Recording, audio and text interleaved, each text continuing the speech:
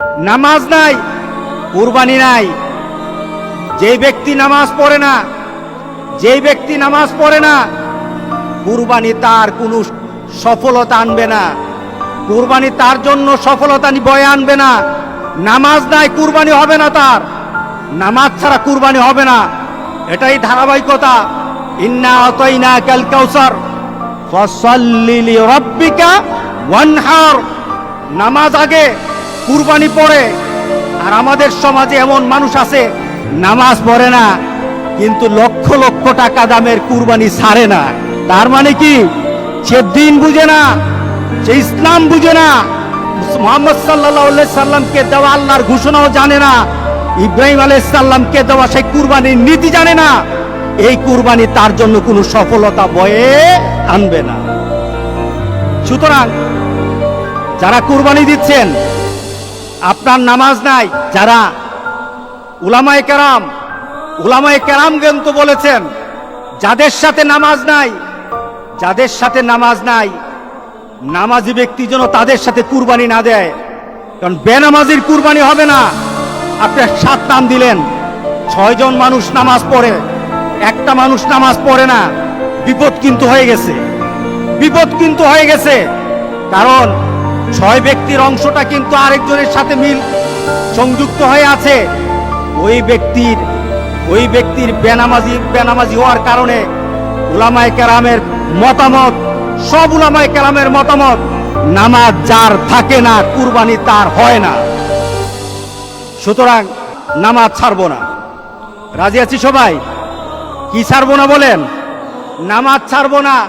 নামাজ কায়েম করার পর আপনার কুরবানি, আপনার রোজা, আপনার হজ, আপনার ইবাদত, সকল কিছু নামাজকে দিয়ে মানদণ্ড করা হবে।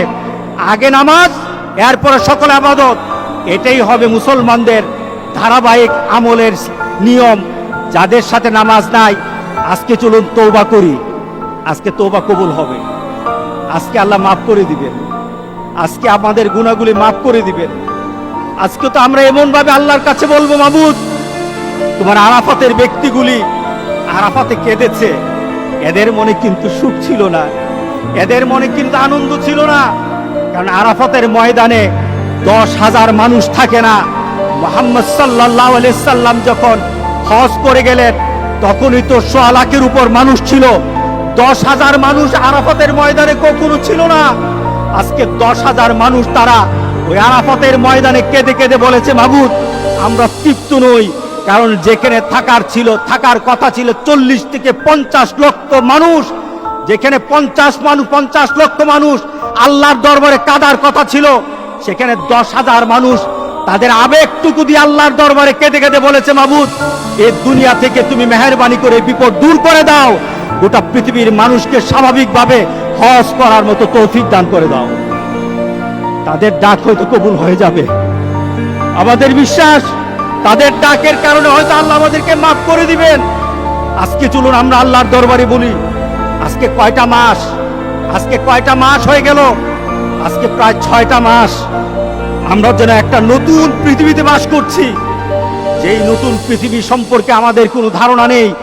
আমরা একজন আরেকজনের সাথে মিশতে পারি না, আমরা একজন আরেকজনের সাথে কুলাকুলিও করতে পারি না, আমরা একজন আরেকজনের সাথে মুসাফাও করতে পারি না, আমরা একজন আরেকজনের বাড়িতে দাওয়াত খেতেও পারি না। আল্লাহ সুবহানাহু ওয়া তাআলা বলেন, আমার হুকুম মান।